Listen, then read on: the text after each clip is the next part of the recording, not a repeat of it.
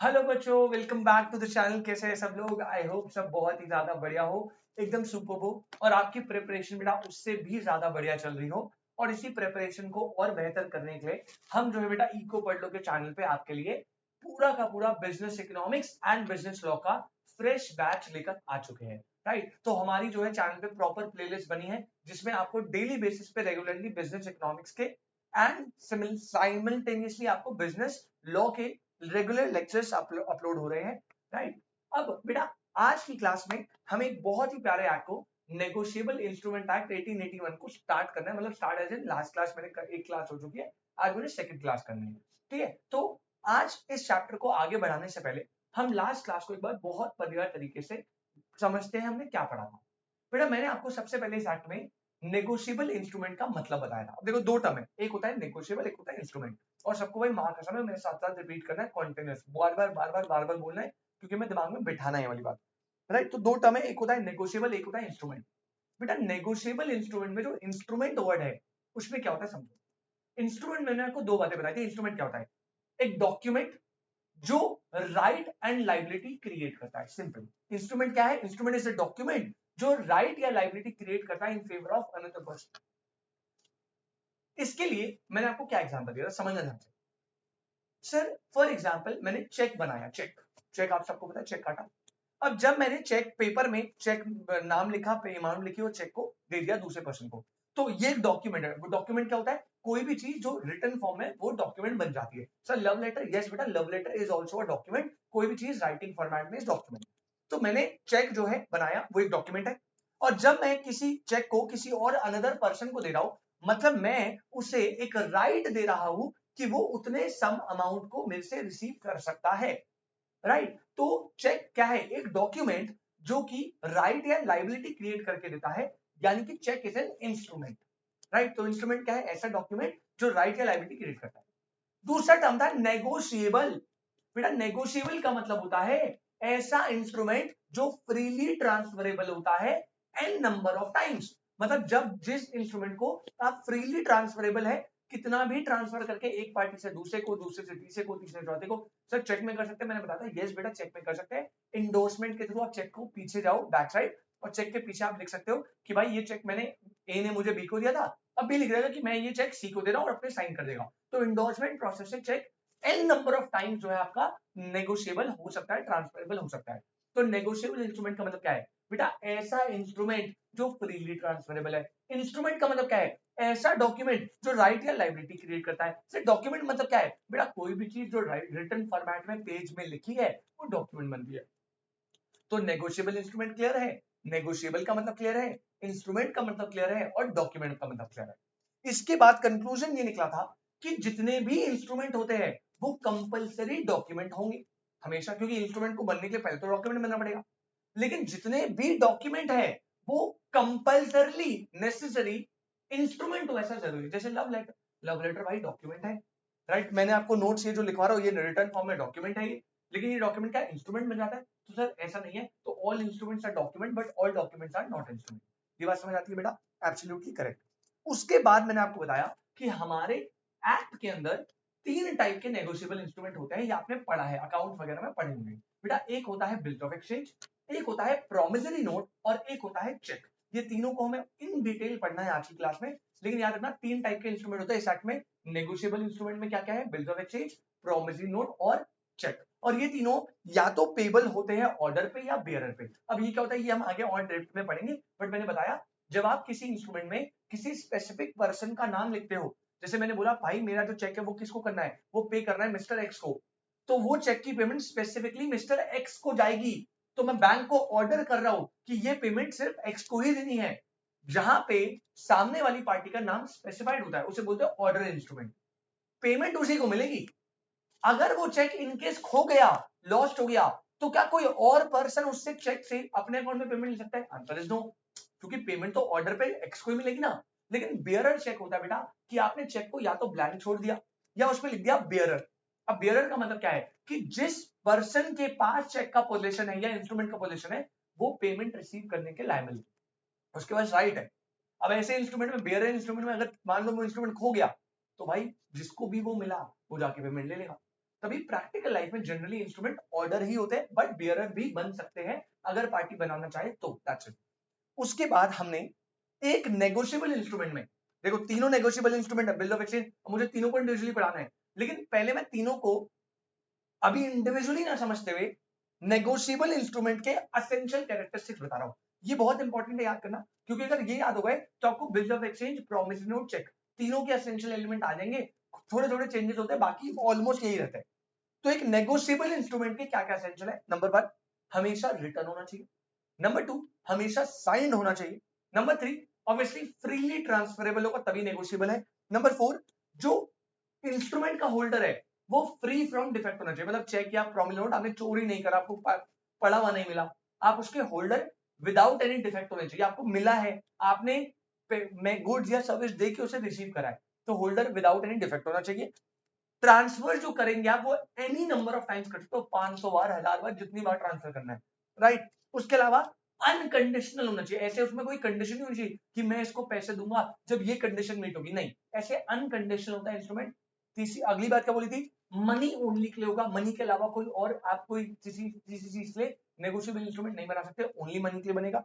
Stump payable, कितना देना है, किस टाइम पर देना है, किसको देना है, सारी इंफॉर्मेशन एकदम सर्टेन होनी चाहिए। और finally it must be delivered. Cheque बना के मैंने अपनी जेब में रख दिया, उसका कोई फायदा नहीं है, चेक बना के सामने वाली पार्टी को डिलीवर भी करना पड़ेगा। तो ये बेटा एक नेगोशिएबल इंस्ट्रूमेंट के एसेंशियल एलिमेंट्स होते हैं। तो आई होप आपको यहां तक क्लियर है नेगोशिएबल इंस्ट्रूमेंट क्या होता है। इसके अलावा आपको ये क्लियर है 3 टाइप के होते हैं, ऑर्डर बियरर दोनों होते हैं, और essential of a negotiable instrument भी आपको ये वाली बात समझ आती है प्रॉपर्ली। यहां तक कोई दिक्कत या परेशानी? अभी तक मैंने सिर्फ लास्ट क्लास को रिकॉल करा है, तो भैया जल्दी से बताएंगे मेरे को, हम जो है आपको कमेंट सेक्शन में बता देना, मैं आपको बता दूंगा। अदरवाइज हम आगे बढ़ते हैं, और हमें आपको पता है ना 3 पॉइंट पढ़ने हैं चैप्टर की स्टार्टिंग में ही। तो भैया सबसे पहले आप बेटा पॉइंट नंबर 1 डाल लीजिए, सबसे पहली हेडिंग है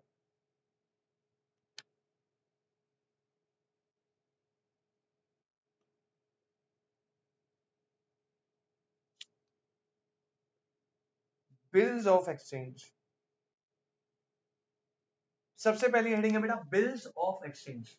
अभी आपने अकाउंट्स में ऑलरेडी पढ़ा है, ठीक है, पढ़ा रखा है बिल ऑफ एक्सचेंज, लेकिन इसका लीगल पर्सपेक्टिव भी डिफरेंट, बहुत सिंपल है, आपको पता होगा, राइट। अच्छी बात है अगर आपको पता है, थोड़ा हम और बताते हैं ढंग से, ध्यान से देखिएगा। मैं आपको पूरा पूरा सिनेरियो समझा रहा हूं, फिर मैं लिखवाना चालू करूंगा, पहले समझो। बेटा ये है मिस्टर ए, राइट,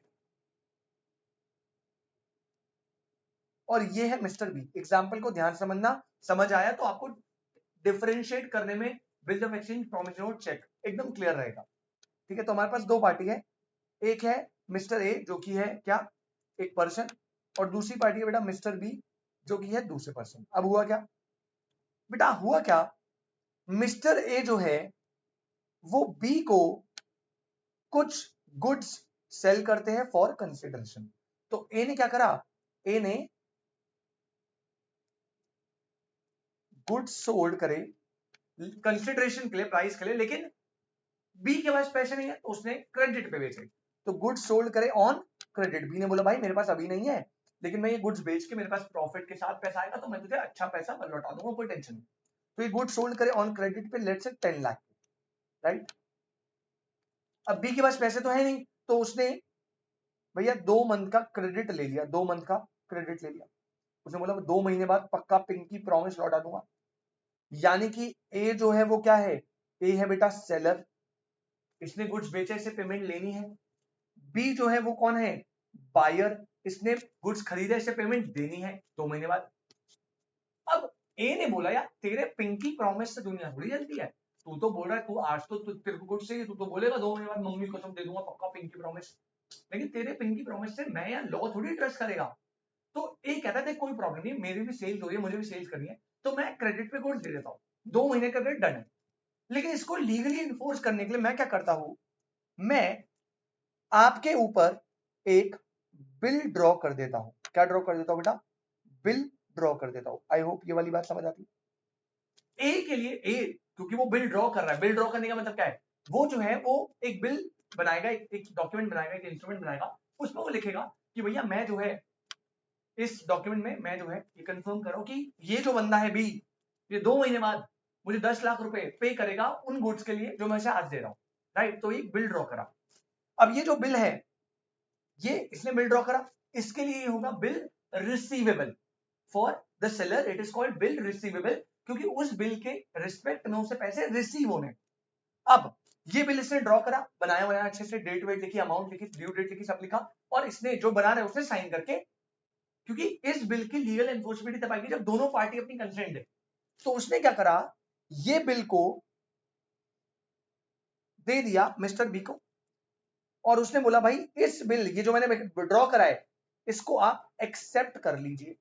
तो आपको होता है बेटा, ड्रॉअर जो है पहले पर्सन बिल ड्रॉ करता है, फिर वो साइन वाइन करके सामने वाली पार्टी को देता है, फिर बी जो है उसकी एक्सेप्टेंस देगा कि भाई हाँ मैं एग्री करता हूं, मुझे इसको 10 लाख रुपए 2 महीने बाद देने, एक्सेप्ट करके वापस बिल किसको दे देगा, ए को वापस कर देगा। तो यहां बेसिकली इसने एक्सेप्टेंस दी, क्या दी, एक्सेप्टेंस। ध्यान सुनना, जिस पार्टी ने बिल ड्रॉ करा है, यानी सेलर यानी ए, इसे बोलते हैं ड्रॉअर। क्या बोलते हैं बेटा, drawer. Drawer is the person जो बिल को ड्रॉ करेगा, राइट। मतलब सेलर जिसे पैसे रिसीव करने वो बिल ड्रॉ करेगा, जो बिल की एक्सेप्टेंस देगा, या मैं से बोलूं जो बिल की पेमेंट करेगा, बिल एक्सेप्ट करा कि बिल पे करेगा बायर, इसे बोलते हैं बेटा ड्रॉई। क्या बोलते हैं, ड्रॉई या एक्सेप्टर, ड्रॉई या फिर एक्सेप्टर। तो इसने ए ने बिल को ड्रॉ करा, ये ड्रॉ है, अपना साइन वाइन करके एक्सेप्टेंस के लिए भेजा बी के पास। बी क्या है, जो पर्सन गुड पेमेंट करनी है, इसके लिए बिल्स पेबल है, इसने अपनी एक्सेप्टेंस दी, तो ये ड्रॉई या एक्सेप्टर बोलते हैं इसे, और वापस से अपना साइन करके वापस ये बिल ए को दे देगा। तो 2 महीने तक बिल ए के पास रहेगा, और जैसे ही 2 महीने बाद होंगे, टाइम पीरियड खत्म होगा, तो आफ्टर 2 मंथ्स, ध्यान रखना, आफ्टर 2 मंथ्स बेटा मिस्टर बी पेमेंट कर देगा ₹10 लाख की टू मिस्टर ए। 2 महीने के बाद दे जाएगा अपना बिल लेके, कहेगा भाई देख ये बिल मैंने बनाया था, ड्रॉअर था मैं, तूने एक्सेप्टेंस करी थी, तू ड्रॉई था, अब जरा इसकी पेमेंट मुझे कर दे, और ड्यू डेट पे अज्यूमिंग कि इन भाई साहब ने पेमेंट कर दी तो ए को पेमेंट मिल जाएगी।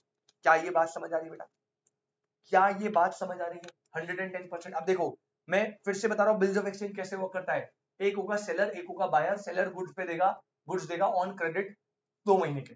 जो पर्सन गुड्स बेच रहा है, मतलब जिसे पैसे लेने हैं, बिल रिसीवेबल जिसके लिए, वो बिल को ड्रॉ करता है, और वो उस बिल को सेंड करता है एक्सेप्टेंस के लिए टू द पर्सन जिस पर बिल ड्रॉ हो रहा है, जिसे हम ड्रॉ या एक्सेप्टर बोलते हैं। वो अपनी एसेंट देके, कंसेंट देके वो वापस बिल ड्रॉअर को दे देगा। अब ड्यू डेट पे ड्रॉअर उसके पास जाएगा, बिल को प्रेजेंट करेगा और पेमेंट रिसीव कर लेगा। तो जिस पार्टी ने बिल को ड्रॉ करा दैट इज ड्रॉअर। जिस पार्टी पर बिल ड्रॉ हुआ उसे बोलते हैं ड्रॉई या एक्सेप्टर, जो अपनी एक्सेप्टेंस देगा जिसे पेमेंट करनी है। तीसरी बात, इस एग्जाम्पल में किस ड्यू डेट पे किस पार्टी ने पेमेंट रिसीव करी, सर ए ने ड्रॉ करा था, ए ने रिसीव कर ली पेमेंट। तो बेटा इस केस में ए जो है ना उसे ड्रॉअर बोलेंगे क्योंकि उन्होंने बिल ड्रॉ करा बेटा, प्लस इसे एक और नाम देते हैं पेई। मतलब बिल्स ऑफ एक्सचेंज में 3 पार्टी होगी। पहला ड्रॉअर जो बिल को ड्रॉ करके भेजेगा, दूसरा ड्रॉई जिस पर्सन पर बिल ड्रॉ हुआ है जो एक्सेप्टेंस देगा, और तीसरी पार्टी होती है पेई जो ड्यू डेट पे उस बिल से पेमेंट रिसीव करेगा। अब हमारे एग्जांपल में क्योंकि ए ने ही बिल ड्रॉ करा और ए ने ही ड्यू डेट पे एक्सेप्टेंस पेमेंट रिसीव करी, दैट्स व्हाई ड्रॉअर एक पेई वो दोनों सेम पर्सन हो गए। लेकिन आपने अकाउंट्स में पढ़ा होगा कि अगर ए चाहे अगर चाहे ऑप्शन है, तो बेटा वो ना इस बिल को हो सकता है पहला ऑप्शन डिस्काउंट करा ले बैंक से। डिस्काउंट करा ले कहां से, बैंक से। मतलब एक कहेगा भाई बैंक के पास जाएगा, कहेगा बैंक भाई मुझे ना ये 2 महीने बाद बिल किससे पेमेंट मिलने वाली है, लेकिन मुझे ना आज ही चाहिए, 2 महीने में वेट नहीं कर सकता। तो बैंक ये ले बिल, मुझे 10 लाख की पेमेंट थी, तो मुझे 9,50,000 रुपए दे दे, 50,000 तो अपने कमीशन ले ले। एग्जाम्पल, तो 9,50,000 है, ए अभी ले लिया, बिल दे दिया बैंक को। अब ड्यू डेट पे ए का कोई मैटर नहीं है, ड्यू डेट पे बैंक जाएगा बी के पास, कहेगा भाई तूने ए को ड्रॉ दिया था, उसने मुझे बिल डिस्काउंट करा दिया था, तो ये ले भाई 10 लाख की पेमेंट, बैंक को 50,000 का प्रॉफिट हो गया। अब देखो बिल ड्रॉ किसने करा, ए ड्रॉअर, किस पे करा, बी ड्रॉइंग। लेकिन ड्यू डेट पे पेमेंट नहीं रिसीव करी, ना ना ना ना, उसने तो भाई ड्यू डेट तक बैंक को बिल वो कर दिया था डिस्काउंट के लिए। तो ड्यू डेट पे बैंक पेमेंट रिसीव करा ना, तो वहां पे पेई जो है वो बैंक बन जाएगा। या फिर एक और ऑप्शन होता है, ए के पास एक और ऑप्शन है कि सर वो जो है बिल को एंडोर्स कर ले, लेट्स से उसने एंडोर्स कर दिया टू मिस्टर सी, राइट। तो उसने ए ने लिया, ए ने अब सी के आगे पैसे देने थे, तो ए ने बोला यार मेरे पास अभी तो पैसे नहीं है, एक काम कर तू बिल पकड़ ले, 2 महीने बाद ये बंदा मुझे पे करने वाला था, अब ये तुझे पे कर देगा। तो उसने सीधा एंडोर्स कर दिया बिल को।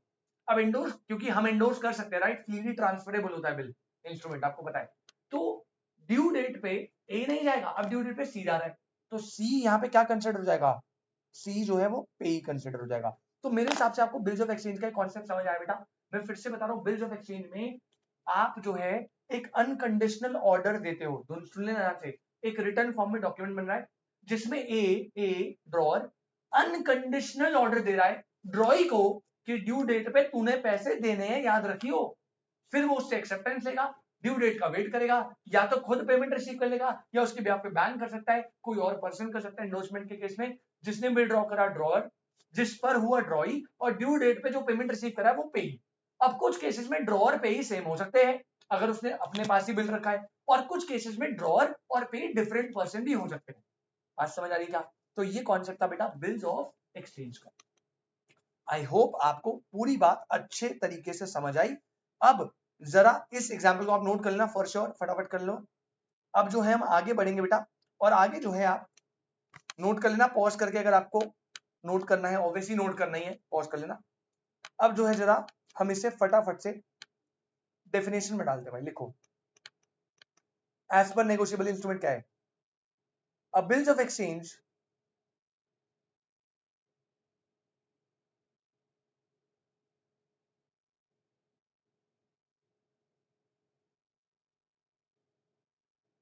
is a negotiable instrument. A bills of exchange is a negotiable instrument in writing. अब देखो आपको नकली नकली बात बता रहे हैं, अब भाई नेगोशिएबल इंस्ट्रूमेंट का तो एसेंशियल था राइटिंग होना चाहिए, तो कह रहा है बिल ऑफ एक्सचेंज एक नेगोशिएबल इंस्ट्रूमेंट है in writing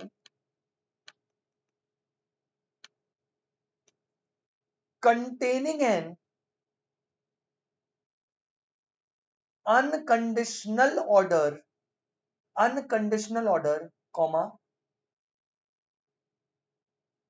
signed by the maker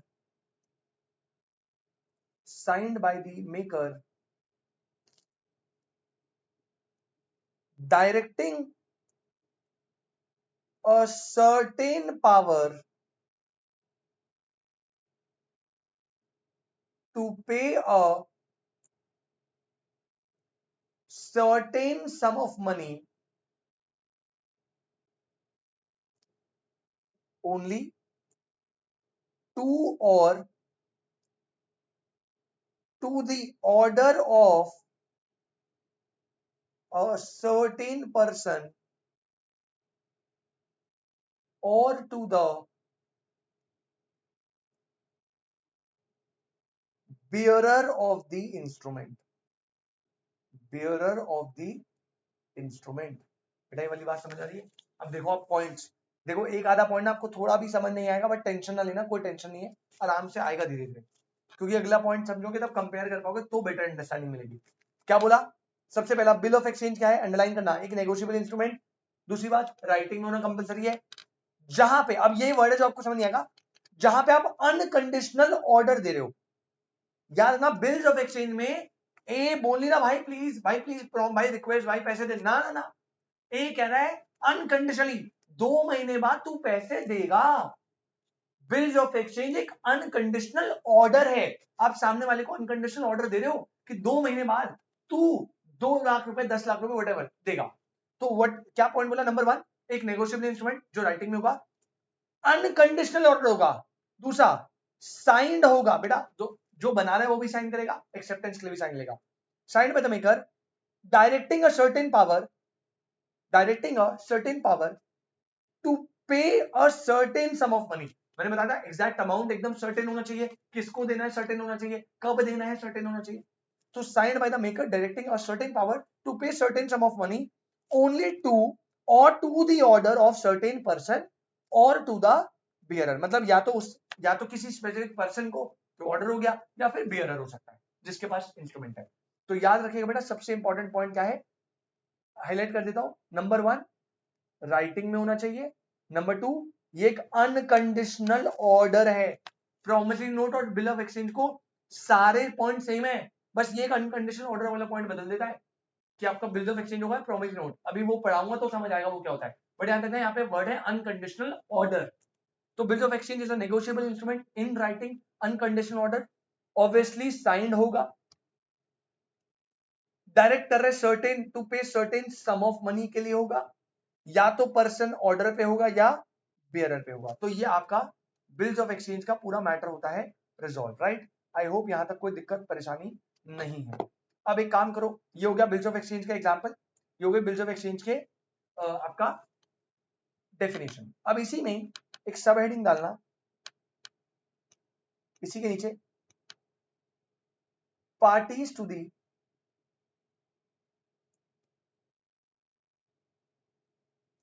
bills of exchange,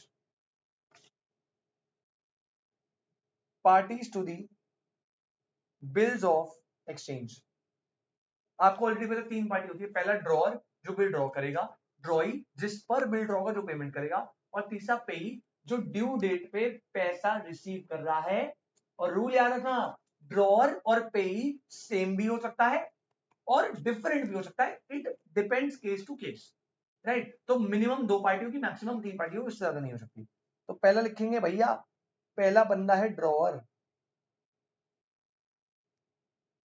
drawer क्या है,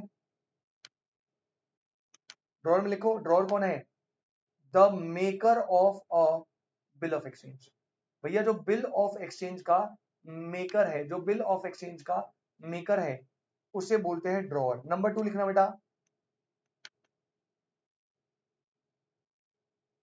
ड्रॉई। ड्रॉई में क्या है, the person directed by the drawer, the person directed by the drawer to pay is called the drawee, full stop। इसी का लिखना, he is the person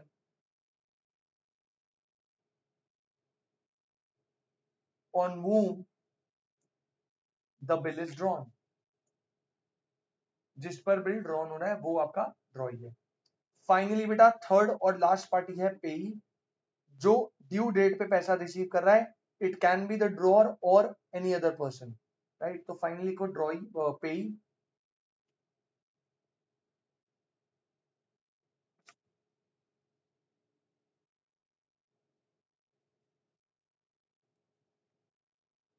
पेई में लिखेंगे भाई जल्दी से, the person named in the instrument, comma, to whom or to whose order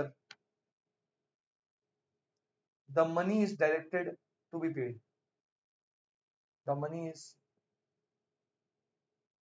directed to be paid। भैया जिसको पेमेंट की डायरेक्शन मिली है, ठीक है। अब जैसे मैंने चेक काटा तो मैं तो उसमें मिस्टर एक्स का नाम दिया, तो मिस्टर एक्स जो है वो पेई बन गया। अगर एक्स से आगे इंडोर्स करके वाई का नाम लिख देगा तो वाई पेई बन जाएगा, जेड वाई जेड का लिख देगा जेड पेई बन जाएगा। ड्यू डेट पे जिसका इंस्ट्रूमेंट में नाम है जो पेमेंट रिसीव कर रहा है दैट इज पेई। और कंक्लूजन वही था बेटा, पेई और जो आपका ड्रॉअर है वो सेम पर्सन हो भी सकता है, नहीं भी हो सकता है, डिपेंड्स, राइट। तो यहाँ पे हमारा पूरा मैटर हो गया। बिल ऑफ एक्सचेंज का एग्जांपल क्लियर है, आई होप क्लियर है, कोई डाउट है प्लीज बताना।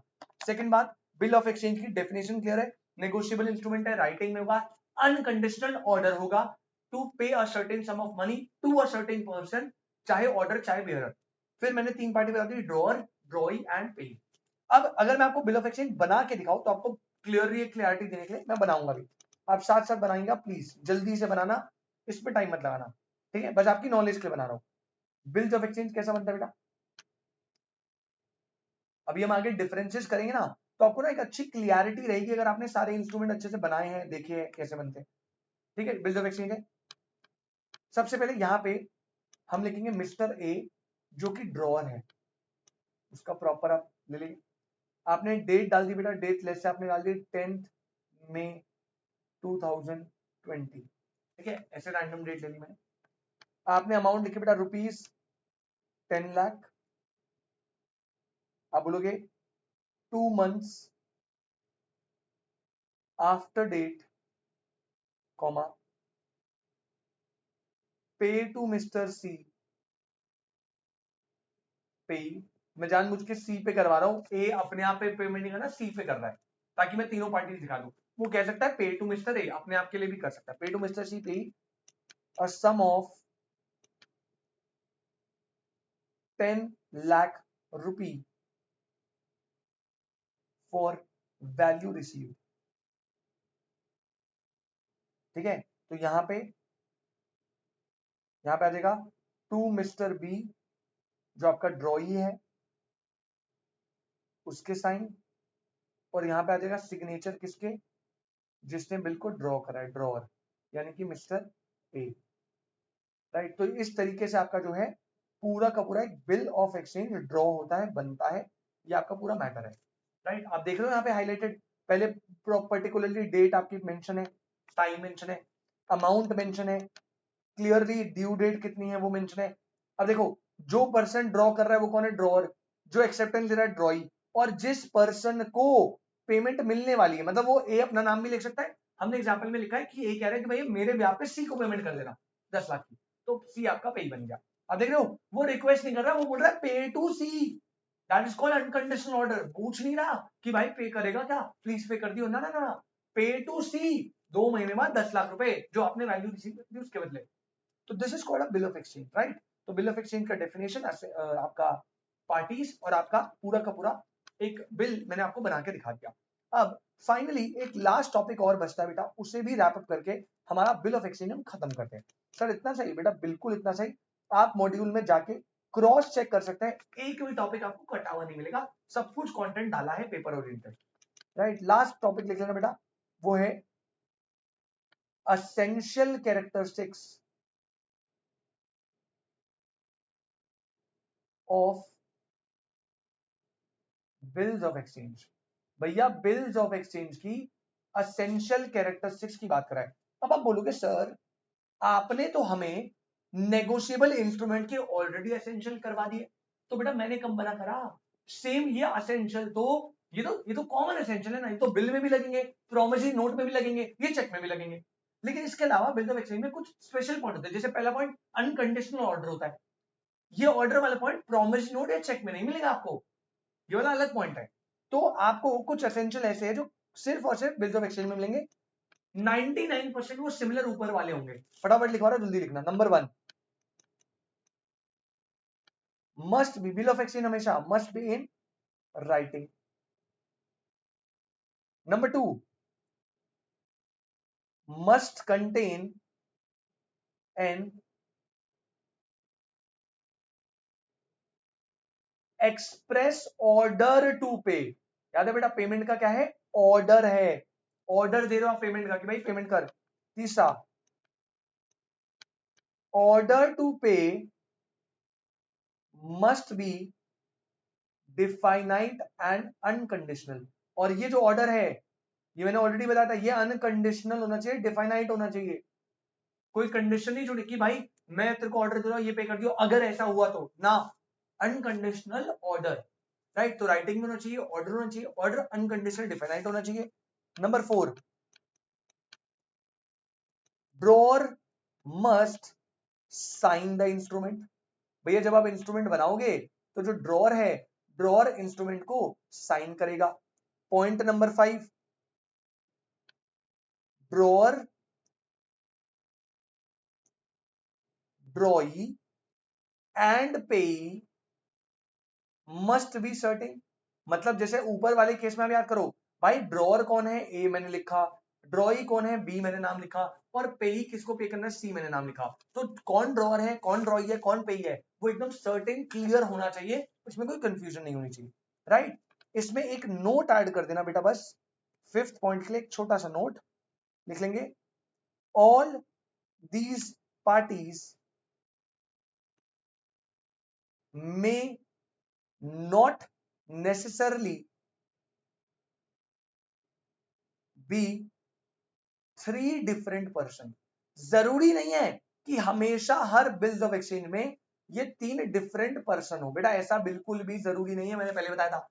कौन कौन डिफरेंट हो सकते हैं? देखो, ड्रॉअर और ड्रॉइंग ये तो हमेशा डिफरेंट होंगे 110%। मैं अपने आप पे थोड़ी मैं ड्रॉ करूंगा, तो ड्रॉअर अलग और ड्रॉइंग।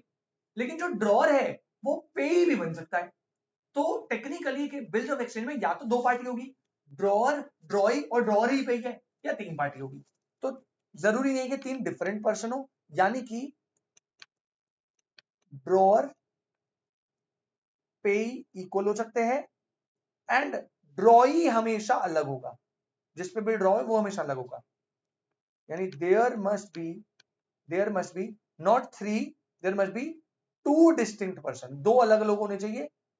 कौन कौन? ड्रॉई पे ही एक हो सकते हैं, कोई दिक्कत नहीं है। ड्रॉअर पे ही अलग एक हो सकते हैं, ड्रॉई अलग होगा।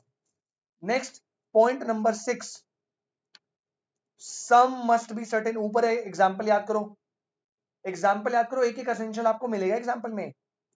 ये वाला एग्जांपल में देख रहे हो, तीनों पर्सन स्पेसिफाई है। कितना पे करना है? अबे 10 लाख क्लियरली लिखा है, यहाँ पे अमाउंट में भी लिखा है ऐसे क्लियरली, तो भैया कोई गलती की गुंजाइश नहीं। Sum must be certain, order must be to pay money only.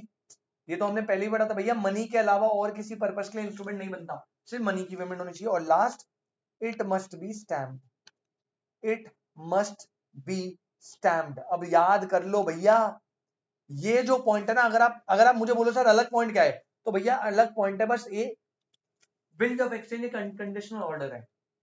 दूसरा, ये हमेशा स्टैम्प्ड होगा।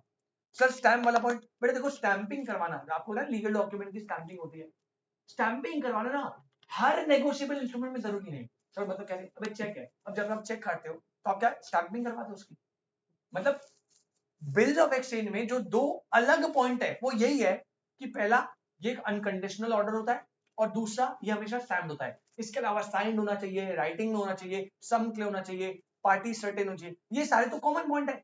सेपरेटली बस 2 ही पॉइंट है, एक हमेशा ऑर्डर होना चाहिए और दूसरा हमेशा स्टैम्प्ड होना चाहिए। दैट्स इट बेटा, इसी के साथ आपका बिल्स ऑफ एक्सचेंज का पूरा मैटर होता है खत्म। देखो ये ना आपको अच्छे समझ आया है, लेकिन कॉन्सेप्ट क्लियरिटी आपको पता है कब आएगी? जो अनकंडीशनल ऑर्डर है, आपको क्यों क्लियर नहीं समझ आ रहा? क्योंकि अभी आपने प्रोमिसिंग नोट नहीं पढ़ा। जब आप दोनों को कंपेयर पढ़ोगे और उसके बाद आप चेक के साथ इसको कंपेयर करोगे, तो आपकी अंडरस्टैंडिंग एकदम टॉप लेवल पे चली जाएगी। तो थोड़ा सा लेक्चर में पेशेंस बनाए रखो। ये जो एक टर्म है कि अनकंडीशनल ऑर्डर का मतलब क्या है, ये आपको धीरे समझ आएगी। तो मेरे हिसाब से बेटा पहला पॉइंट हमने डन कर लिया, which is bills of exchange.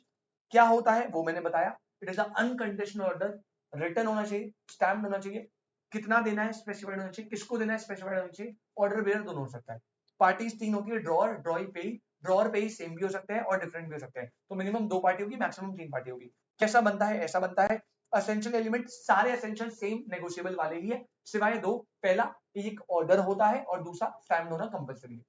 Right, चलिए जी, बहुत बहुत बहुत बढ़िया। आई होप यहां तक आपको बेटा कोई दिक्कत या फिर कोई परेशानी नहीं है। और अगर इसमें कोई दिक्कत या परेशानी है तो भैया जल्दी से बताओ, जल्दी से बताओ, जल्दी से रिकॉर्ड हो रहा है ना। चलो बढ़िया, अब आगे बढ़ते हैं। सर पहला पॉइंट तो बता दिया, मजा आ गया सर, मां कसम। अब सर दूसरे पॉइंट बता के ना पहले वाले के मजे और बढ़ा दो, फुल मजा देंगे सर, फुल मजा देंगे बेटा, पूरे मजे देंगे। हेडिंग डालेंगे प्रोमिसरी नोट। कुछ गंदा मत समझ लेना बेटा, तुम घटिया इंसान हो, तुम कहीं पूरे मजे कुछ और नहीं समझ, ठीक है? Promissory note. अब मैं कहानी को वापस से थोड़ा रिवाइज करूँ, सेम कहानी है बट पर्सपेक्टिव थोड़ा सा बदलेगा। मिस्टर ए,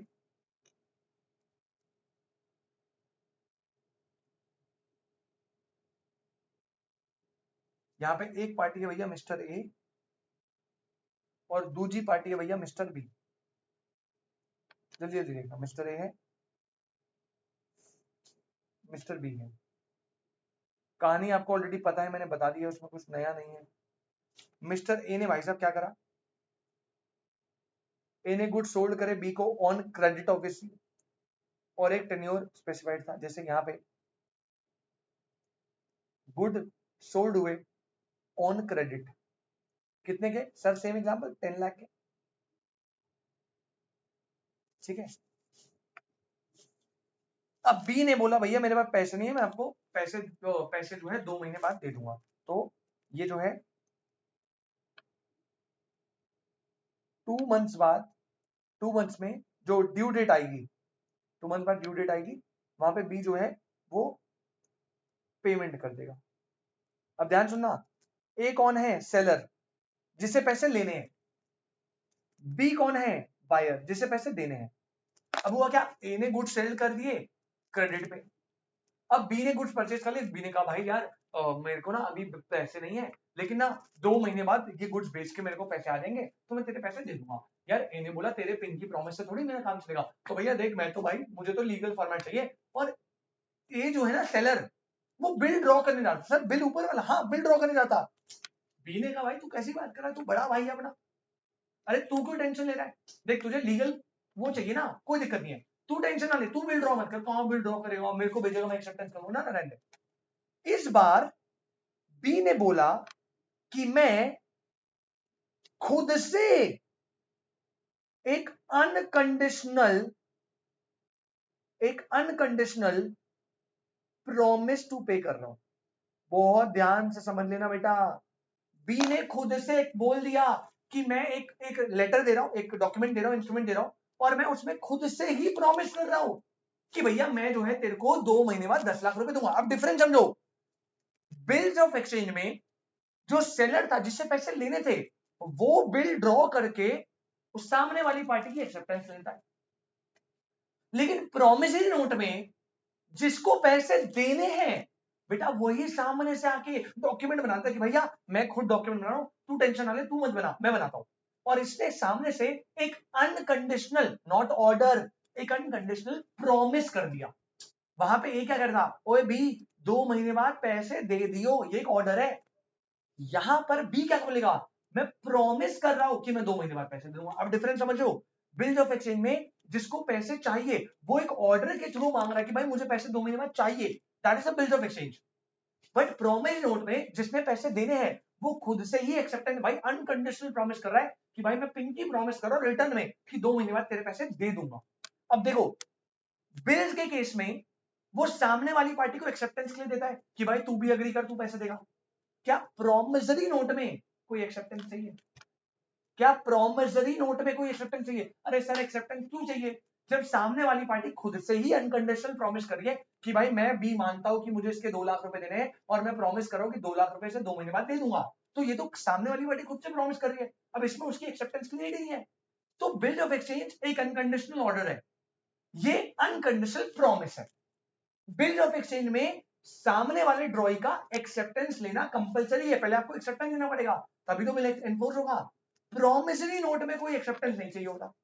समझ आई क्या बात? तो यहां पे उसने अनकंडीशनल प्रॉमिस करा और उसने बोला कि भैया, मतलब बेसिकली इसने क्या करा, इसने अनकंडीशनल प्रॉमिस टू पे करा। कैसे? इसने प्रॉमिसरी नोट, ध्यान सुनना, प्रॉमिसरी नोट ड्रॉ करा। सोर बिल में ना ए बना रहा था बिल ऑफ एक्सचेंज, हाँ बेटा, बिल ऑफ एक्सचेंज में जो जिसको पैसे लेने हैं वो बनाता है, वो ड्रॉ करता है, ड्रॉर। लेकिन यहाँ पे जो प्रॉमिस कर रहा है जिसे पैसे देने हैं वही, प्लस ये खुद सिर्फ अपने साइन करेगा। आप नोटिस करना यहाँ पे क्या था, यहाँ पे ए के भी साइन थे, बी के भी साइन थे, लेकिन बेटा प्रॉमिसरी नोट में सिर्फ जो पर्सन बना रहा है उसको साइन करना है। मुझे तो पैसे रिसीव करना है, मैं किस बात की साइन करूं, जिसे देने हैं उससे एग्री करवाओ ना, राइट। तो यहाँ पे ये मैटर चलता है, राइट। अब पार्टी के नाम सुन लो बेटा, यहाँ पे ध्यान से, जो पर्सन बिल को बना रहा है, यहां पे किसने बनाया, बी ने बनाया सर, इसे बोलते हैं ड्रॉर या मेकर। जनरली से मेकर नाम देते हैं डिफरेंशिएट करने के। तो वहां पे ड्रॉर कौन था, वहां पे ड्रॉर था सेलर जिसे पैसे लेने हैं। यहां पे ड्रॉर कौन है, बायर जिसे पैसे देने हैं। वो खुद से प्रॉमिस कर रहा है मैं पैसे दे दूंगा टाइम से। तो जिस पर्सन ने बिल प्रॉमिस नोट बनाया, मेक करा, उसे ड्रॉर या मेकर बोलते हैं। और इसकी फाइनली, इसमें तो कोई एक्सेप्टेंस नहीं है तो यहाँ पे ड्रॉ ही कोई होता ही नहीं है, इसकी तो फाइनली पेमेंट होगी। पेमेंट किसी होगी, ए को। तो बेटा सेकंड पार्टी जो है ए, वो होगा पेई। क्या होगा, पेई। तो तू अगला डिफरेंस ध्यान समझ लो, डिफरेंस काउंट करवा लो। नंबर 1, बिल ऑफ एक्सचेंज में it is unconditional order to pay, promise note it is unconditional promise to pay. Bill of exchange हमेशा सेलर बनाएगा जिसे पैसे रिसीव करने हैं, प्रॉमिस नोट हमेशा बायर बनाएगा जिसे पैसे पे करने। बिल्स ऑफ एक्सचेंज में ध्यान रखना, बहुत ध्यान से, बिल्स ऑफ एक्सचेंज में कोई भी सॉरी एक्सेप्टेंस की रिक्वायरमेंट होती है, बट प्रोमिसरी नोट को एक्सेप्ट करवाना जरूरी नहीं, मतलब क्या होता ही है। और लास्ट, बिल्स ऑफ एक्सचेंज में 3 पार्टी हो सकती है। कितनी पार्टी? 3। 2 भी हो सकती है, 3 भी हो सकती है। जैसे एक तो ड्रॉर, एक ड्रॉई और एक पेई। लेकिन प्रॉमिस नोट में सिर्फ 2 ही पार्टी होगी। पहला मेकर जो बिल प्रॉमिसरी नोट बना रहा है, और दूसरा पेई जिसे उससे पैसे रिसीव होंगे। That's it, this is called promissory note. Right, वो अनकंडीशनल ऑर्डर था, या अनकंडीशनल प्रॉमिस है। वहां पे आप पैसे लेने हो, यहाँ पे आप खुद से बोल रहे हो कि मुझे पैसे देने हैं। समझ लो डिफरेंस? तो ये हो गया आपका प्रॉमिस नोट का एग्जांपल। अब यही ऑर्डर फॉलो करेंगे भाई। देखो, पहले डेफिनेशन करवाऊंगा, फिर इसके पार्टीज कराऊंगा, फिर बना के दिखाऊंगा, और फिर एसेंशियल एलिमेंट, फिर इन दोनों का डिफरेंस करेंगे, चैप्टर खत्म। पर जल्दी जल्दी करेंगे फटाफट से, ठीक है, क्योंकि काम ज्यादा बचा नहीं अपना। सबसे पहले स्टार्टिंग विद डेफिनेशन, राइट। साथ साथ लिखेंगे, एकदम बढ़िया तरीके से साफ साफ लिखेंगे।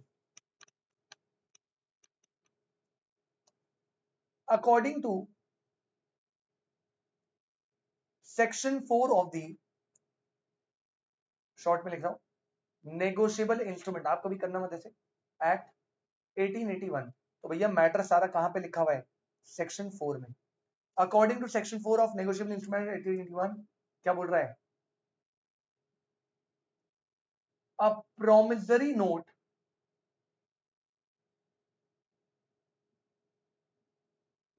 a promissory note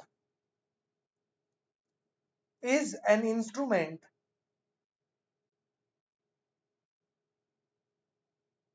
in writing, bracket में लिखो, not being a bank। बिल्कुल बकवास बात है, फालतू में बोली हुई है, बस कंफ्यूजन हो इसलिए। Not being a bank note और करेंसी नोट। बहुत सारे बच्चे प्रोमिसरी नोट को ना, क्योंकि नोट है तो बैंक नोट करेंसी नोट से कंफ्यूज कर देते हैं। तो प्रोमिस नोट एक इंस्ट्रूमेंट है, ऑब्वियसली राइटिंग में होगा। बैंक नोट या करेंसी नोट नहीं होगा, करेंसी में मत बना देना, ठीक है, वो नोट अलग ही होता है। कंटेनिंग, बेटा कंटेनिंग, यही तो गेम है।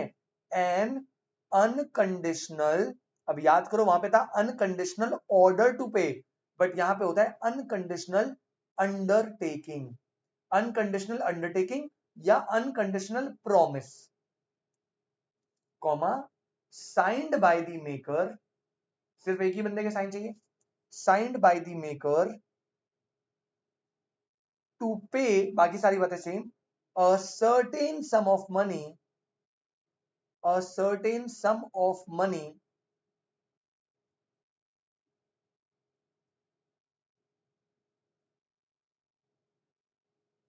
only to or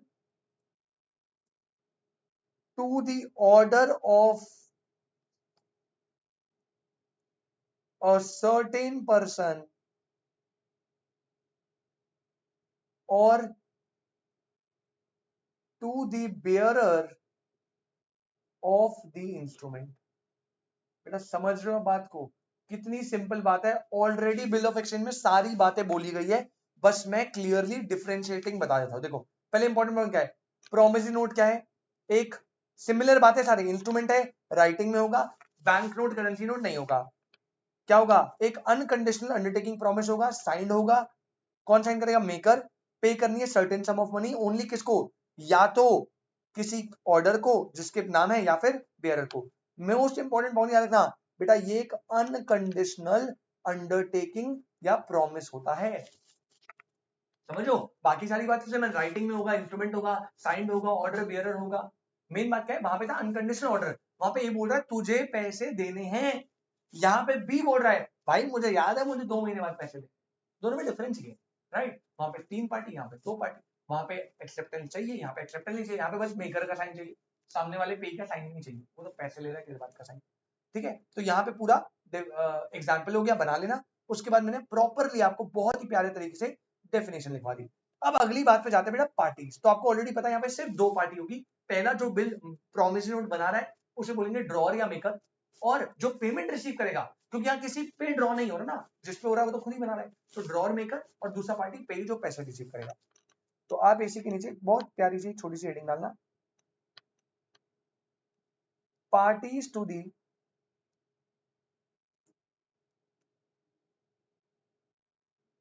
promissory note,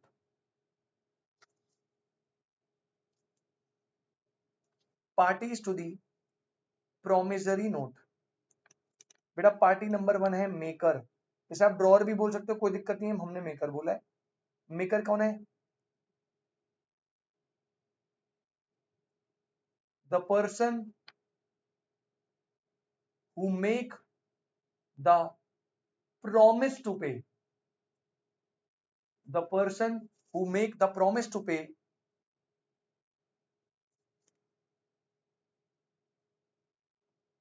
sorry is called the maker,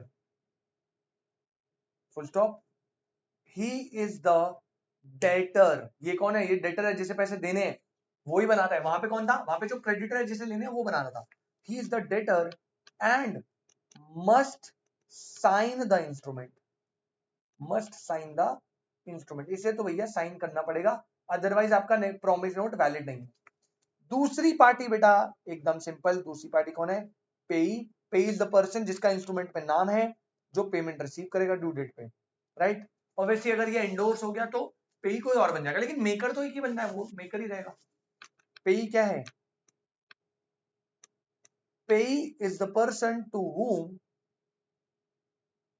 whom the amount, pay is the person to whom the amount on the notice payable, note के ऊपर जो अमाउंट पेबल है जिस बंदे को, इस पेबल, वो होता है पेई। तो मेकर हो गया आपका, पेई हो गया आपका। इसके बाद बेटा फाइनली हम एक प्रॉमिस नोट भी बना के दिखाएंगे क्लियर अंडरस्टैंडिंग के लिए। तो ये है आपका promissory note, right.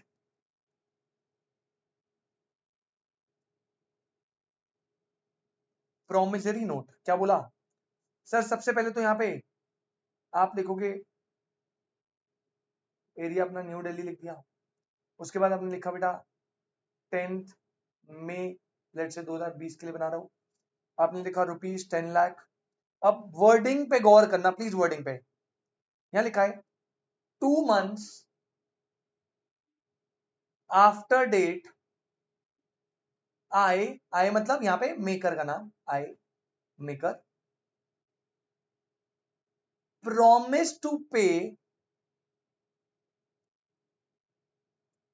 Mister A कौन है? पेई।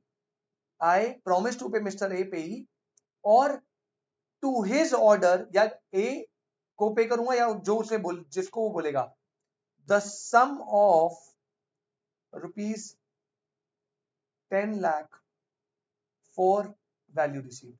आप प्लीज वर्डिंग पे ध्यान दीजिए क्या लिखी है, ठीक है। तो यहाँ पे टू मिस्टर ए लिख दिया, और यहाँ पे स्टैंप करवा के, स्टैंपिंग इसकी जरूरी होती है स्टैंप करवाना, और यहाँ पे साइन करेगा कौन? सर क्या यहाँ पे जो एक्सेप्टेंस का कुछ रोल है? नहीं नहीं बेटा, सिर्फ साइन करेगा बी, जो कौन है? मेकर। तो आप देख रहे हो, नोटिस कर पा रहे हो? आप देखो डिफरेंशिएटिंग फैक्टर्स। सबसे पहले ऑब्वियसली बात, आपने पूरा टाइम वाइम स्पेसिफाई करना है, कितना अमाउंट है, कितने मंथ्स पे राइटिंग वाइटिंग होगा पूरा, ठीक है। पार्टीज बतानी है अच्छे से, ठीक है। स्टैम्प करवाना है, साइन करवाना है। अब डिफरेंशिएट देखो यहाँ पे वो उसने वर्ड यूज करा है आए, यानी मेकर बताया एक कौन है, वर्ड लिखा है प्रॉमिस टू पे। प्रॉमिस, वो खुद से वादा कर रहा है, प्रॉमिस। लेकिन यहाँ पे देखो पे टू सी, यहाँ पे प्रॉमिस नहीं मांग रहा, ऑर्डर पे टू सी। यहाँ पे वो बोल रहा रिक्वेस्ट, मैं पे करूंगा या तो ए आपका पे ही हो गया पार्टी स्पेसिफाई, या उसके ऑर्डर पे 10 लाख रुपए जो भी सम रिसीव है, ठीक है। तो यहाँ पे डिफरेंस समझो आप, ये डिफरेंस है। अब रही बात असेंशियल्स की, तो जल्दी से एकदम धैड़ पैड़ असेंशियल लिख देते हैं फटाफट, ठीक है। मैंने पहले बताया था नेगोशिएबल इंस्ट्रूमेंट के ऊपर एसेंशियल पढ़ाए थे, वो तो याद रखना है क्योंकि ज्यादातर वही है। चेंज क्या आएगा? अनकंडीशनल प्रॉमिस बन जाएगा, दैट्स इट, और तो कुछ है नहीं। तो हेडिंग डालना essential characteristics of a promissory note, ठीक है। मेजर असेंशियल सेम रहेंगे, जैसे राइटिंग होना चाहिए, स्टैम्प्ड होना चाहिए, पार्टी सर्टेन होनी चाहिए, सम सर्टेन होनी चाहिए, वो सब सेम रहेगा, उसमें कोई चेंज नहीं है, ठीक है। जल्दी से देखो क्या बोल रहा है भाई फटाफट। एसेंशियल्स में number 1 must be in writing, oral नहीं, writing. Point number 2 must be an express, बेटा वहां था ऑर्डर टू पे, यहां पे express promise to pay, must be an express promise to pay, underline कर लेना प्रॉमिस टू पे, इसमें लिख लेना मेयर एक्नॉलेजमेंट, अभी समझाता हूं, ये मेयर एक्नॉलेजमेंट, सिर्फ एक्नॉलेजमेंट करना of debt is not sufficient. अब देखो ये क्या बोल रहा है, मान लो बी ने ना एक प्रोमिसरी नोट बनाया, बी जिसने जो डेटर था उसने प्रोमिसरी नोट बना रहा है और इसमें लिख रहा है हाँ मैं जानता हूं मैंने बी से 10 लाख रुपए उधार लिए, मैं वो जल्दी लौटा दूंगा। डेट को एक्नॉलेज करना प्रोमिसरी नोट नहीं होता, आपको अनकंडीशनल प्रॉमिस करना है कि आप उसे पे करोगे। देखो एक होता है कि हाँ ए मुझे तेरे पैसे देने हैं, मुझे याद है, ये क्या हो गया, ये डेट का एक्नॉलेजमेंट हो गया, ये सफिशिएंट नहीं है। वैलिड प्रॉमिस नोट में आपको ए मुझे याद है मुझे तेरे पैसे देने हैं, 2 महीने बाद पिंकी प्रॉमिस तेरे पैसे दे दूंगा, तो acknowledgement of debt is not sufficient, आपको promise to pay the debt करना पड़ेगा। तो राइटिंग में होना चाहिए, प्रॉमिस होना चाहिए, मेयर एक्नॉलेजमेंट नहीं चलेगा। तीसरी बात,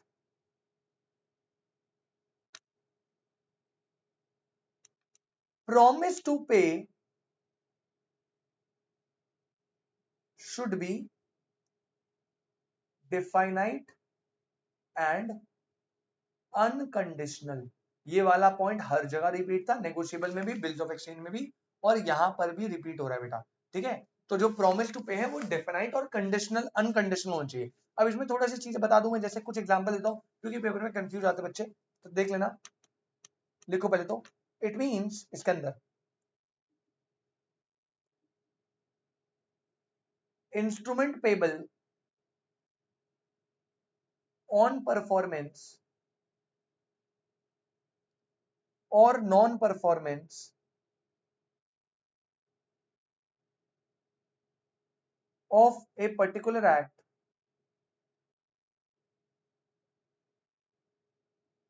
or on the happening or non-happening, on the happening or non-happening of an event are not promissory note। याद रखिएगा, क्लियरली बता रहा हूं बेटा, ऐसा कोई भी इंस्ट्रूमेंट जो पेबल है ऑन परफॉर्मेंस और नॉन परफॉर्मेंस, अब ये तो कंडीशनल हो गया ना, या ऑन हैपनिंग और नॉट, मतलब विच इज कंटिंजेंट, हो भी सकता है नहीं भी हो सकता, परफॉर्म भी हो सकता है नहीं भी हो सकता, हैपन हो सकता है नहीं हो सकता, तो ये जो है ना ये कंडीशनल हो गया। जैसे मैंने बोला मैं प्रॉमिस करता हूं बी को 10 लाख रुपए दूंगा अगर आज बारिश हुई तो, अब देखो ये क्या है, ये तो भाई एक कंटिंजेंट इवेंट है, तो यहां पे जो इवेंट है वो कंडीशनल हो गया, राइट। और याद रखना पॉइंट क्या है, मतलब ये नहीं है कि कंडीशन कैसी होनी चाहिए, कंडीशन होनी चाहिए सर्टेन। जैसे एक एग्जांपल, अब मैं एग्जांपल देता हूं उससे समझ आएगा। मैंने क्या बोला, मैंने बोला प्रॉमिस नोट वैलिड कब बनेगा, जब वो कंडीशनल हो, और मान लो अनकंडीशनल है कि उसमें कंडीशन, सॉरी सॉरी सॉरी सुनो ध्यान से, प्रॉमिस नोट वैलिड कब बनेगा, जब वो अनकंडीशनल हो। कैसा हो, अनकंडीशनल। लेट से कंडीशनल भी है तो वो कंडीशनल सर्टेन होनी चाहिए। सर क्या बोल रहे, समझाता एग्जाम्पल, पक्का समझ आएगा। एग्जाम्पल, एक स्टेटमेंट है, आई प्रॉमिस टू पे ₹500 7 days after my marriage with C. अब पेपर के क्वेश्चन है ये, ध्यान से देख लेना, ठीक है ना। कह रहा है भैया मैं प्रॉमिस टू पे करो, देखो प्रॉमिस है, सर्टेन सब मनी है, सब कुछ क्लियर है, लेकिन आपने एक कंडीशन क्या लगा दी, कंडीशन आप बोल रहे हो कि मैं ये 7 दिन के बाद दूंगा अगर मेरी शादी सी से हो गई। अब देखो ये तो पहले हो गया कंडीशनल, सर आपने तो बोला अनकंडीशनल होना चाहिए, ठीक है बेटा कंडीशनल है, लेकिन ये कंडीशन भी तो अनसर्टेन है, अब हो या ना हो हमें पता ही नहीं है भाई, तो ये कंडीशनल नहीं चलेगा, ये इनवैलिड हो जाएगा। अच्छा, लेकिन ऑन दी अदर हैंड मान लो यही एग्जांपल में थोड़ा सा बदलता हूं, same scenario, I promise to pay B ₹500, same है, ऑन डीज डेथ। अब आप कहोगे सर ये भी कंडीशनल है, आपने तो बोला अनकंडीशनल, समझना, कंडीशन चलेगी लेकिन वो कंडीशन अनसर्टेन नहीं होनी चाहिए। क्या इस सिचुएशन में कंडीशन है? हाँ सर कंडीशन तो है डी की डेथ। क्या डी की डेथ होना सर्टेन है? बेटा डी की डेथ तो सर्टेन है ना कभी तो होगी। अगर आपने प्रोमिसरी नोट में, सुन लेना कंफ्यूज होता है बच्चे, अगर आपने कोई कंडीशन लगाई है तो वैसे तो अनकंडीशनल चलता है, अनकंडीशनल होना चाहिए। मान लो कंडीशन लगा दी तो वो कंडीशन अनसर्टेन नहीं होनी चाहिए। जैसे पहले केस में कंडीशन है और वो कंडीशन अनसर्टेन है तो आपका प्रोमिस नोट इनवैलिड बन जाएगा। लेकिन सेकंड केस में मैंने लगाई ही कंडीशन में, मान रहा हूं, लेकिन वो कंडीशन 100% सर्टेन है, दी एक ना एक दिन मरेगा और जिस दिन मरेगा मुझे 500 रुपए मिल जाएंगे, तो यहाँ पे ये वैलिड बन जाएगा। आई होप ये पॉइंट में आपको कंफ्यूजन नहीं है। तो राइटिंग होना चाहिए, प्रॉमिस टू पे होना चाहिए, mere acknowledgement of debt is not sufficient, और डेफिनाइट अनकंडीशनल होना चाहिए, और अगर कोई कंडीशन है भी तो वो कंडीशन सर्टेन होनी चाहिए, हैपनिंग नॉन हैपनिंग वाला सीन नहीं चलेगा। I hope this is absolutely clear. बेटा कुछ फाइनली कुछ और बेसिक एसेंशियल एलिमेंट जो आपको ऑलरेडी पता है जल्दी से बताता हूं। Point number 4, must be signed. लेकिन सर बिल की तरह दोनों साइन करेंगे? नहीं बेटा, साइन यहां पे बस मेकर करता है। कौन करता है? सिर्फ मेकर। तो must be signed by the maker. Point number 5, ये आपको ऑलरेडी पता है, promise to pay money only होना चाहिए। मनी के अलावा कभी भी इंस्ट्रूमेंट नहीं बनता किसी और पर्पस के लिए, तो money only. Point number 6, maker and पेई, मतलब कि कौन देगा किसको देगा, ये क्या होना चाहिए? Must be certain. दोनों पार्टी क्लियरली मैंने बताई थी ना, ए दे रहा है बी को दे रहा है, किस बी को दे रहा है, सर्टेन, डिफाइनाइट, और ये डिफरेंट होने चाहिए। सर क्या बिल की तरह ये दोनों पेई और मेकर सेम हो सकते हैं? बेटा नहीं हो सकते। वहां पे हो सकता था कि ड्रॉअर ड्रॉई पेई होगा और ड्रॉअर पेई सेम हो सकता है, लेकिन यहाँ पे ड्रॉअर और पेई अलग अलग है और ये अलग ही रहेंगे, ठीक है, डिफरेंट पर्सन। तो सर्टेन होने चाहिए, डिफाइनाइट और डिफरेंट होने चाहिए। लास्ट पॉइंट नंबर 7, बेटा यहां पर भी आपको स्टैंपिंग लेना कंपलसरी है। तो बिल में भी स्टैंप होता है, प्रोमिसरी नोट में भी स्टैंप होता है, लेकिन चेक के केस में there is no stamp required, right. तो यहाँ पे स्टैंपिंग होना चाहिए आपको। स्टैंपिंग वो भी कैसे? As per Indian stamp act. ये एक्ट है बेटा, ये स्पेसिफाई करता है, उसके अकॉर्डिंग आपको स्टैंपिंग करवानी है। तो ये आपके सारे पॉइंट है, मैंने पहले बता दिया। मेन जो पॉइंट है वो सेकंड पॉइंट है जो अलग है, बाकी सारे मैटर एकदम सिमिलर है। और ये कंडीशन वाला पॉइंट मैंने क्लियर कर दिया, मुझे इस पे कोई कंफ्यूजन नहीं चाहिए। एक बार फिर रिपीट कराओ, क्या प्रोमिसरी नोट पे कंडीशन हो सकती है? जनरली हमेशा अनकंडीशनल हो तो बेहतर है। अगर कंडीशनल है तो उसमें दो केस, अगर कंडीशन सर्टेन है तो वो वैलिड मान लेंगे, कोई दिक्कत नहीं है। लेकिन अगर आपने कंडीशन लगाई और वो कंडीशन अनसर्टेन है, इट मे और मे नॉट हैपन, तो वो नेगोशिएबल इंस्ट्रूमेंट इनवैलिड होगा। मतलब कंडीशन लग सकती है बट कंडीशन सर्टेन होगी तभी वैलिड माना जाएगा, राइट। तो ये वाली सारी बातें बेटा हमने जो है कर ली है। इसी के साथ आपका ये जो मैटर है ये होता है पूरा का पूरा समाप्त। अब मुझे इन दोनों का डिफरेंस करवाना है, बिल्स ऑफ एक्सचेंज और प्रोमिसरी नोट। बट हमारे लेक्चर का टाइम कितना हो गया भाई? 58 मिनट, राइट। तो मुझे 1 घंटे से ऊपर कुछ खींचना नहीं है, भले ही नंबर ऑफ लेक्चर बढ़ जाए मुझे कोई फर्क नहीं पड़ता। जैसे जब मैं बैच में कराता हूँ, ये मुझे याद है बैच में मैंने 1.5 घंटे करवा के 5 लेक्चर 6 लेक्चर में करवाया था, 5 लेक्चर में करा दिया था शायद, राइट। लेकिन अभी मुझे लिमिट रखनी है, मैक्सिमम 1 घंटा, उससे ऊपर नहीं जाना। तो मैंने भाई आपका रैप अप कर दिया पूरा मैटर, अभी के लिए इतना ही। अगली क्लास हम पहले प्रॉमिस नोट और बिल ऑफ एक्सचेंज, अभी आप घर पे पढ़ लोगे ना तो आपको डिफरेंस अगली क्लास में और अच्छे समझ आएगा। तो अगली क्लास पहले इन दोनों का डिफरेंस कराऊंगा, फिर फाइनली चेक कराऊंगा, और उसके बाद हम एक लेवल से निकल जाएंगे, फिर हम आगे और टॉपिक्स पे जाएंगे। तो बेटा आई होप आपको यहाँ तक बातें सारी क्लियर हो, अच्छे समझ आई हो। एक बार पूरे चैप्टर को रिकॉल कर दूं तो क्या बताया बेटा? सबसे पहले मैंने नेगोशिएबल इंस्ट्रूमेंट का मतलब बताया, मेरे साथ रिपीट करना माँ कसम। नेगोशिएबल इंस्ट्रूमेंट क्या होता है? ऐसा इंस्ट्रूमेंट जो फ्रीली ट्रांसफरेबल है। इंस्ट्रूमेंट क्या होता है? ऐसा डॉक्यूमेंट जो फेवर में राइट या लायबिलिटी क्रिएट करता है। डॉक्यूमेंट क्या होता है बेटा? डॉक्यूमेंट का मतलब है anything which is something in return, anything something in return is document. 3 type के होते हैं, bills of exchange, promise note, cheque, order भी हो सकते हैं, बेयरर भी हो सकते हैं। एसेंशियल एलिमेंट क्या है? रिटर्न होना चाहिए, स्टैम्प होना चाहिए, फ्रीली ट्रांसफरेबल, होल्डर का टाइटल गुड होना चाहिए, an number of time transferable होता है, अनकंडीशनल होना चाहिए, लेकिन बताया कंडीशनल अगर सर्टेन है तो भी चलेगा। मनी ओनली के लिए होना चाहिए, किसको देना है, कब देना है, कितना देना है, सब सर्टेन होना चाहिए और डिलीवर्ड होना चाहिए। इसके अलावा कुछ कुछ पॉइंट बदलते रहते हैं कन्वीनियंटली जो आएगा। पहला बिल ऑफ एक्सचेंज, बेटा बिल ऑफ एक्सचेंज सिंपल सा है, यहाँ पे ये एक इंस्ट्रूमेंट है जो राइटन रिटर्न होगा, साइंड होगा, स्टैम्प होगा, सब होगा, और ये एक अनकंडीशनल ऑर्डर है। जिसने पैसे रिसीव करने क्रेडिटर वो ड्रॉ करता है ऑन द डेटर, जो ड्रॉ करेगा ड्रॉअर, जिस पर ड्रॉ हुआ ड्रॉई, और जो पेमेंट रिसीव करेगा pay. Drawer payee may be the same person, may not be the same person, case to case differ करेगा। बना के दिखा दिया, असेंशियल बता दिए, पॉइंट याद रखना, ऑर्डर होना चाहिए, अनकंडीशनल ऑर्डर और स्टैम्प होना चाहिए। Same with promise note, similar है, रिटर्न होगा, इंस्ट्रूमेंट स्टैम्प होगा, साइन होगा, दोनों से साइन नहीं होगा, एक ही साइन करेगा मेकर।